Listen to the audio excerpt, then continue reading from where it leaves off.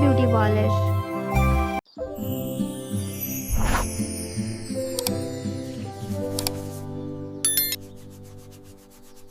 جنگل کے کنارے ایک مصروف چوک آباد تھا جہاں روزانہ مختلف جانور آتے جاتے تھے۔ اسی چوک میں ایک چالاک لومڑی رہتی تھی جس کے دل میں ہمیشہ امیر اور مشہور بننے کی خواہش مچلتی رہتی تھی۔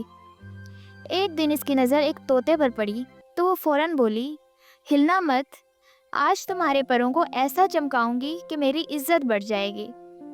طوطا حیرت سے بولا، میں تو یہاں ناشتہ کرنے آیا تھا مگر تم نے مجھے سجاوٹ کا سامان بنا دیا۔ لومڑے نے ہنستے ہوئے جواب دیا کہ 2 دن بعد شیر کی شاہی دعوت ہے اور سب جانور خوب بن سور کر وہاں جائیں گے، اس لیے اب اصل کمائی خوبصورتی سے ہوگی، باتوں سے نہیں۔ چوک کے ایک کونے میں ایک پرانا گرد آلود گودام پڑا تھا۔ لومڑے نے اسے غور سے دیکھا اور فیصلہ کر لیا کہ یہی اس کی نئی دکان بنے گی، مگر اس گودام کی چابی الو کے پاس تھی۔ لومڑی فوراً الو کے پاس پہنچی اور بڑی نرمی سے بولی، الو جی، یہ دکان مجھے دے دیں، آپ کو کرایہ بھی ملے گا اور نام بھی روشن ہوگا۔ الو نے کچھ سوچ کر شرط رکھی کہ لومڑی کو روز اس کی آنکھوں کی مالش کرنی ہوگی۔ لومڑی فوراً مان گئی اور جیسے ہی چابی ملی اس نے گودام صاف کرنا شروع کر دیا۔ دھول اڑ رہی تھی مگر لومڑی کی آنکھوں میں صرف چمکتے سکے دکھائی دے رہے تھے۔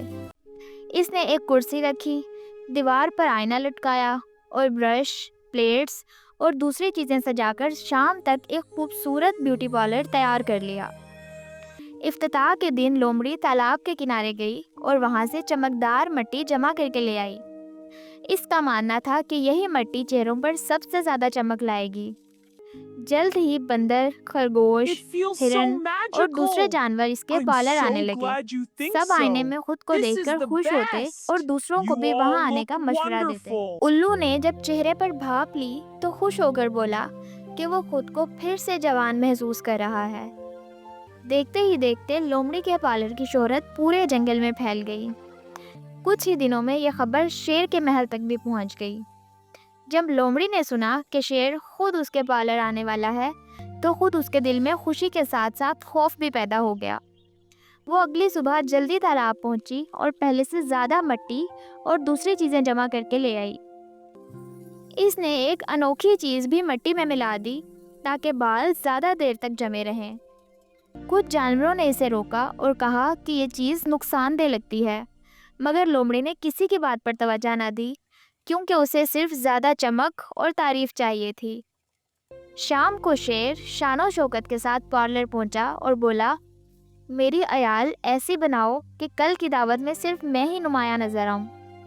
لومڑی نے پوری محنت سے اس کی عیال سنواری اور جب شیر نے آئینے میں خود کو دیکھا تو بہت خوش ہوا، مگر اس کی خوشی زیادہ دیر تک قائم نہیں رہ سکی۔ کچھ ہی وقت بعد جانور شکایتیں کرنے لگے۔ کسی کی گردن پر مٹی جم گئی تھی، کسی کے بال عجیب ہو گئے تھے اور کسی کے چہرے کی چمک بہنے لگی تھی۔ الو غصے سے بولا کہ اب وہ پہلے سے زیادہ بیمار لگ رہا ہے۔ لومڑی گھبرا گئی اور سب کو خاموشی سے رات میں واپس آنے کا کہنے لگی تاکہ وہ سب کچھ ٹھیک کر سکے۔ اسی دوران شیر نے سب کچھ سن لیا۔ وہ آگے بڑھا اور سخت لہجے میں بولا، صرف دکھاوا کرنے سے عزت نہیں ملتی، اچھا کام ہمیشہ صفائی، ایمانداری اور سمجھداری سے ہوتا ہے، ہر چمک اصلی نہیں ہوتی۔ شیر کی بات سن کر لومڑی شرمندہ ہو گئی۔ اسے احساس ہوا کہ وقتی چمک دمک سے لوگوں کو متاثر تو کیا جا سکتا ہے مگر دل جیتنے کے لیے سچا اور معیاری کام ضروری ہوتا ہے۔ اس دن کے بعد لومڑی نے فیصلہ کیا کہ وہ ہمیشہ ایمانداری اور صفائی سے کام کرے گی اور جنگل کے جانور بھی اس کی نئی سوچ پر خوش ہو گئے۔